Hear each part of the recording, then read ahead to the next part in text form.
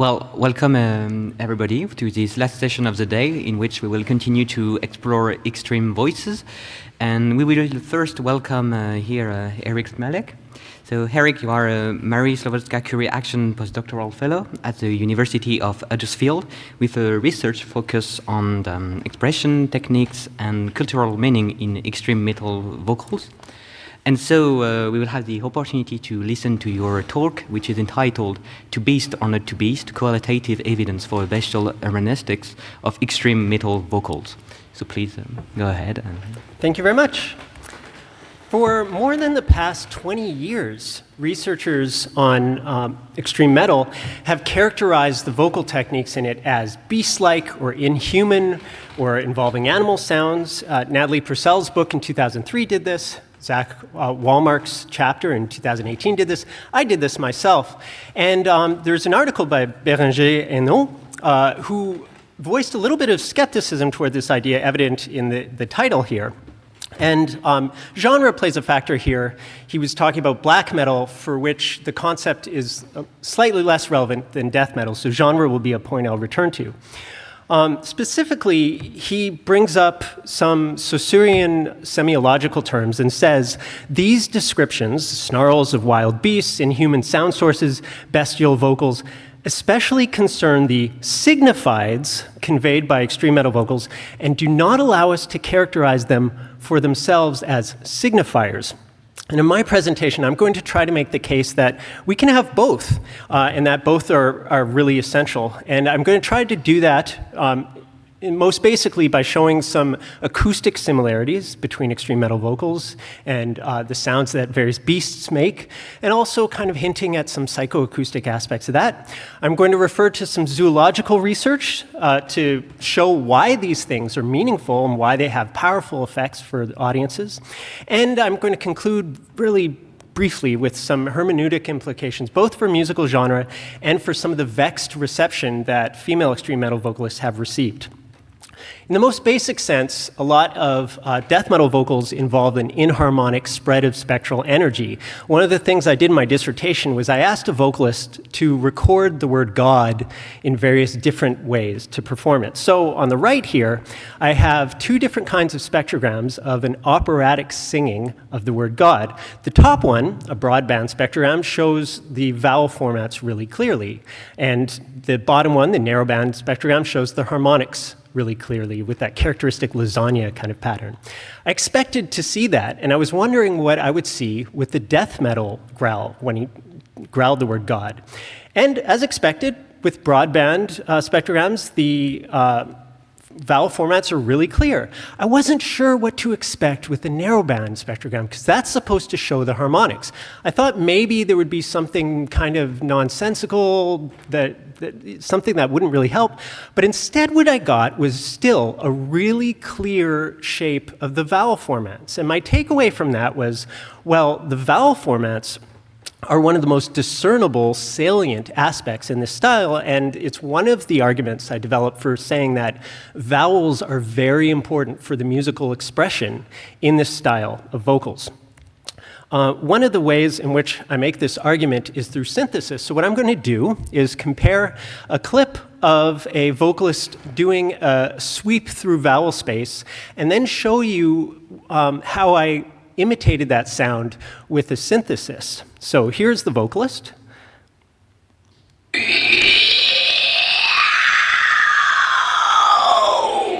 And here is a video screenshot of me moving the mouse around in vowel space with a static sound source filtered through vowel formats. So there are no humans in this.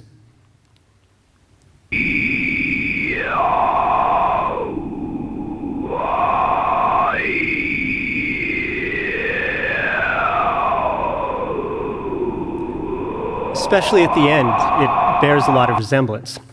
So my basic argument here is based on the source filter theory of acoustic phonetics, which is that the ventricular folds as well as the epiglottic folds create a kind of inhuman, uncanny sound source That's then filtered through vowel formats, but also an enlarged vocal tract shaped, for example, by rounding the lips, as you see with George Corpse-Grinder Fisher of Cannibal Corpse, by descending the larynx, and tilting the head in strategic positions to create a maximally lengthened vocal tract.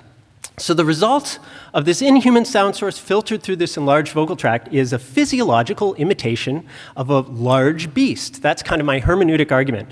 And what better way to illustrate that than Will Ramos performing in this clip here. My final breath, swallow for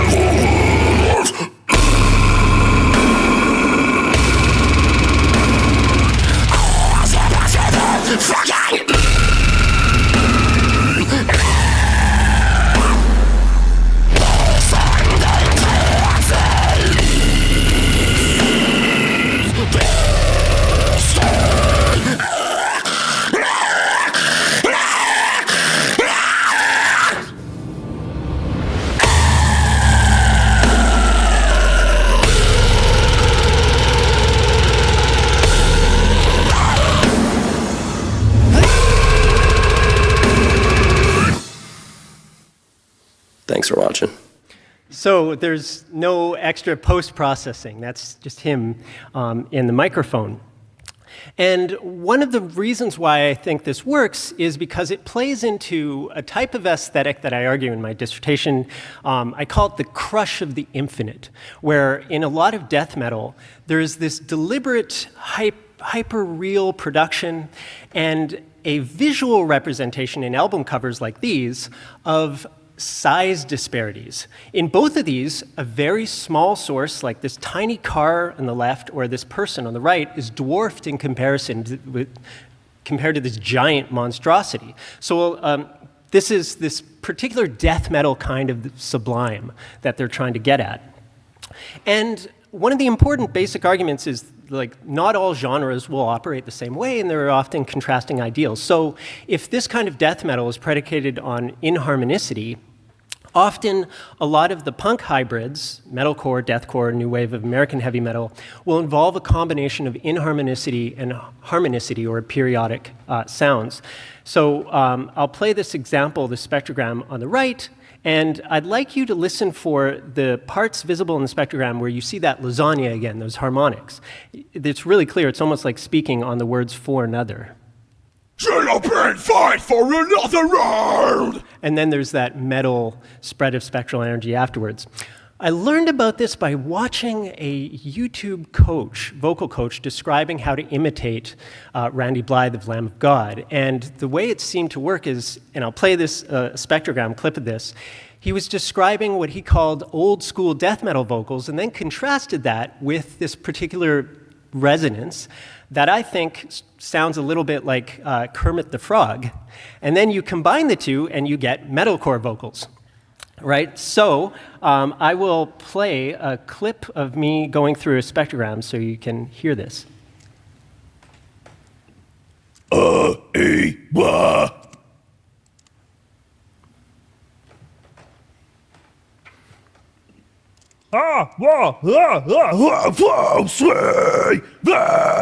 you combine the Beast and Kermit and you get metalcore.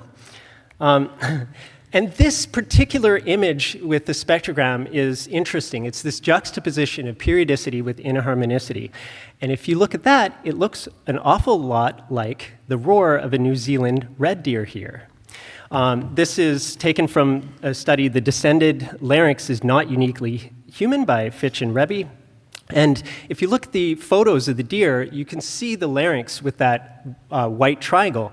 Look at photo 3, and you can see how its purpose, the vocal tract is lengthened, that distance between the larynx and the opening of the mouth there. This is important because if you look on the right here, you could see these two separate stances. One, where there's the harmonics, and two, the more metal kind with the spread of spectral energy. And I'll play it for you. It goes by really quickly, so I might play it twice. But listen for that juxtaposition.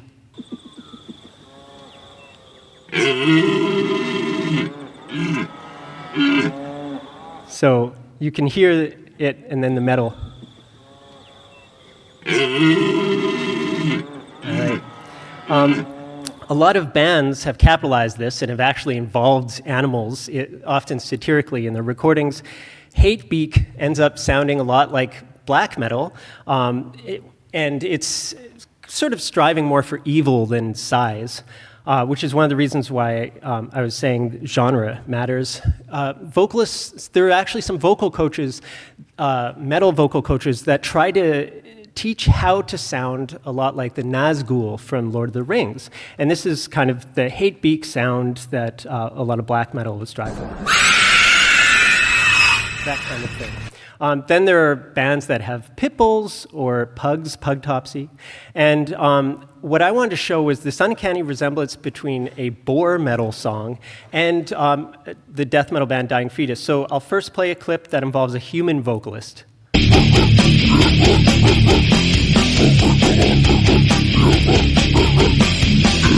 And here are the wild boars. Oops. Oh, here we go.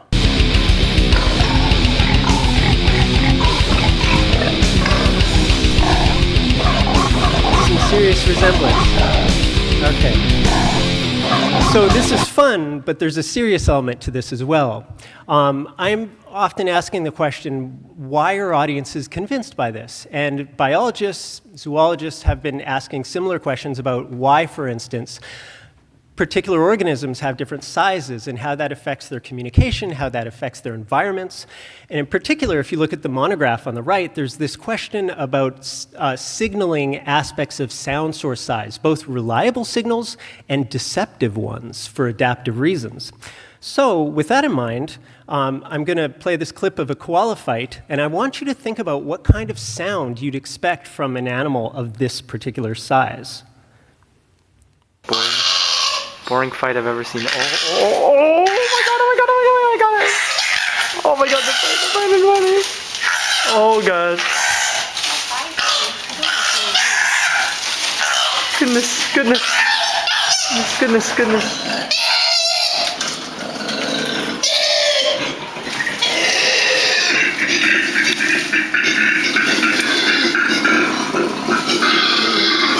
God, serious. So a lot of the YouTube comments draw attention to this juxtaposition of what you'd expect to what you get at the end. A lot of them drawing attention to death metal in the process. My favorite one, Satan forcing himself into the soul of that koala. And a lot of other YouTube comments function similarly with these other clips, but look at the bottom clip of that koala and you can see that same shape that the red deer had with the vocal tract maximally lengthened when it's doing these bellows.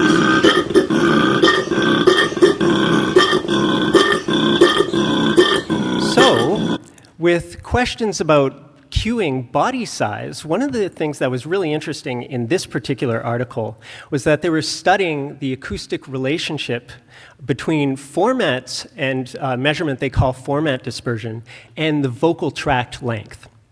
And what I'd like you to notice from this slide and the equation here is that there's an inversely proportional relationship here. So delta F, or format dispersion, they define as just the average frequency spacing of spectral prominences. And what's interesting is, for them, they were surprised it's not the fundamental frequency that's the acoustic cue of size. It's this averaging, this format dispersion, particularly if it's in low range. That's the cue that these are picking up on. And if you think back to that diagram I was showing you, look at how the y-axis has format dispersion and how when it gets all metal, it's really low there. So that inverse relationship is when it gets really low. This is important with genre because one of the things I did was I took a corpus of 85 metal songs that begin with a wordless scream, and I was looking at their vowel contents. Because this is based on the IPA, it's reversed. The low stuff is in the top right-hand corner. That's where all the death metal occurs. So the format dispersion is really low compared to the black metal. With the koalas, they've got this phenomenal way of evolving to do this. So In comparison with their body size of 13 centimeters, or when maximally extended 18 centimeters, what these calculations predicted was actually a much longer vocal tract length, 22, 24, or 50 centimeters.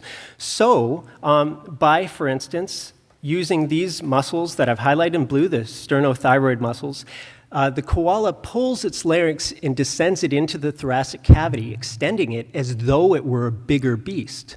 And one of the things that these authors hypothesized is that by having nasal resonances simultaneously with the mouth vocal tract, there is this combination of formats that merges together and gives the illusion of a much larger size. So if you're thinking in terms of this equation, it gives the illusion that the vocal tract extends throughout the entirety of this koala's body, as though it were much bigger than it really is.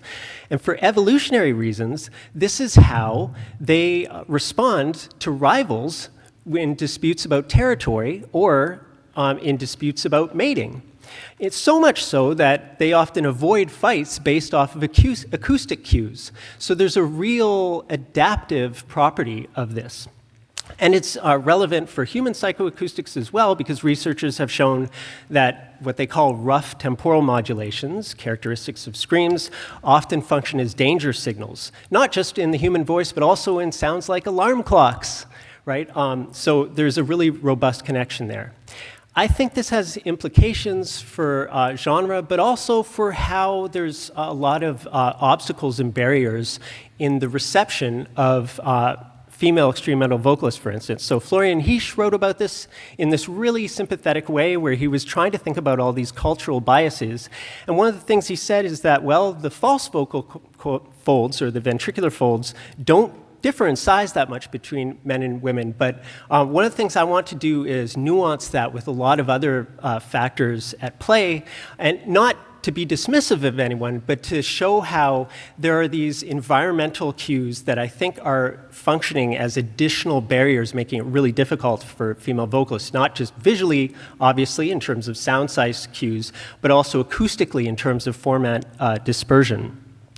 So to conclude, these animal references aren't necessary, but I think they're really useful. They're relevant and revealing, especially in terms of roughness, inharmonicity, these alarm signals I mentioned, and this illusion of having a larger sound source than one really has. I invited a friend once to a death metal show, and she said, "That little man up there is producing that huge sound?"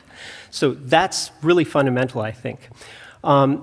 I was mentioning some cultural biases here, and one of the things that I think researchers ought to really think about when they're studying this style of voice is to carefully consider a lot of differences in subgenre and vocal phenotype when thinking about what the aesthetic goals are, because I think that can cause a lot of confusion when talking about whether animal references, for instance, are relevant. They're going to be more in death metal than black metal. Thank you very much.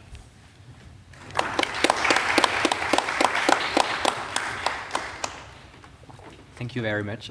Any question in the audience?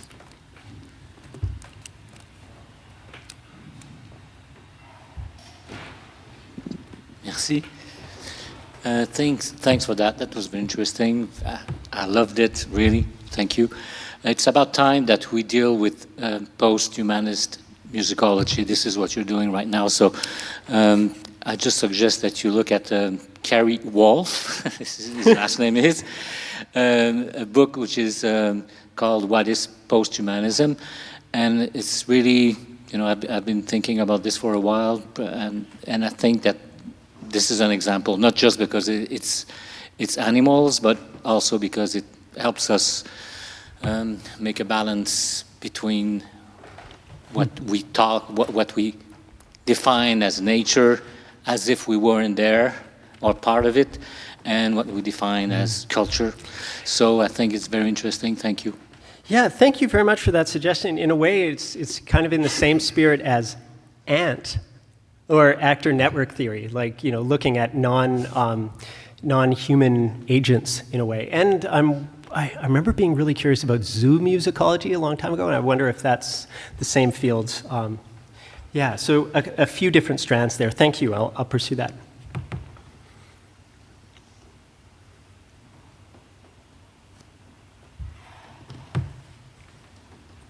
Any other questions? Maybe I had one small one. I was curious to know if you talked with people specialists in sounds produced by animals, so bioacoustician basically, and especially I suppose there are bioacousticians working on koalas, but also on other species. And if I don't know if they are trying to synthesize animal voices, but do you think that in long term the key to synthesize extreme vocal voices would be to first synthesize animal voices first? Yeah. So what's interesting there is you have a research question and kind of an artistic creation question, which is intriguing. I tend to be a bit of an intellectual scavenger.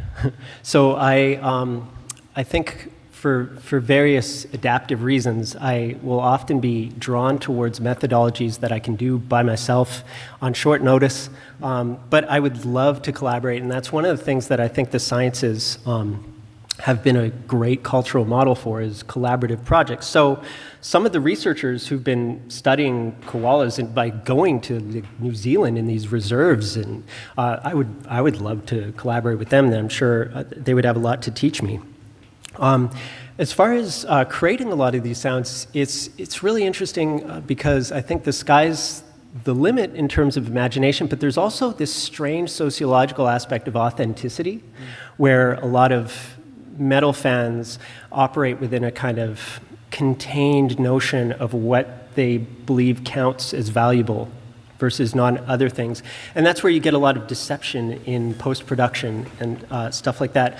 I actually really want to publish an article on the forbidden practice of cupping the microphone, because I think it reveals interesting things about what counts as mediation and what doesn't, because it's amplified. That's already mediation, but that doesn't count. But certain things are like fake, So it's intriguing as to whether they would find the use of an actual tiger or something to be cheating. I think there'd be controversy.